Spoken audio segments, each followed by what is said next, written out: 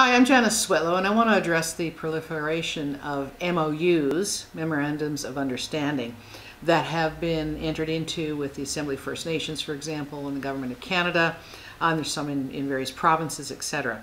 Now, Memorandums of Understanding are between governments, if you will, well, lobby groups, as it turns out, because the AFN is a lobby group.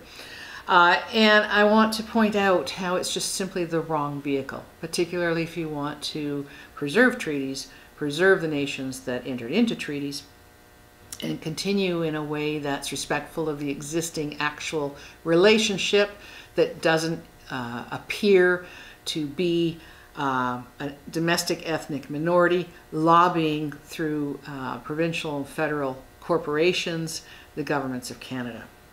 It's a simple concept. Britain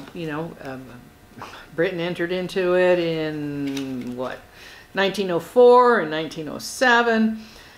It's called the Entente.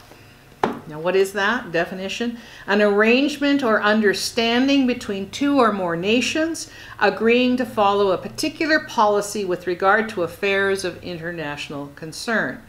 Another example is an international understanding providing for a common course of action. Now, doesn't it make more sense to enter into an entente between Indigenous nations and governments of Canada? There are still, these are not treaties, they're still bound, both parties' actions are bound by treaties still. It doesn't undermine that.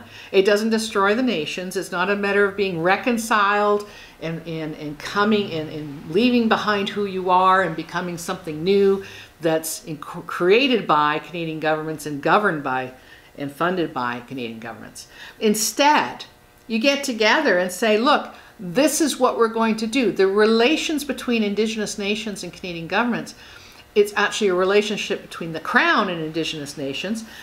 This is an international relationship.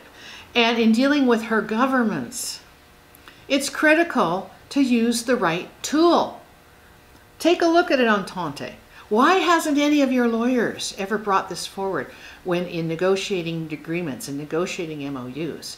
Is it because the Canadian governments have simply presented an MOU and offered, let's do an MOU? Why hasn't the response been, yes, we have common areas of concern. We need to work together. And no, we're not going to sign an MOU, but instead, our Indigenous nations are prepared to enter into an entente with you, and let's get things done. And that's all I have to say.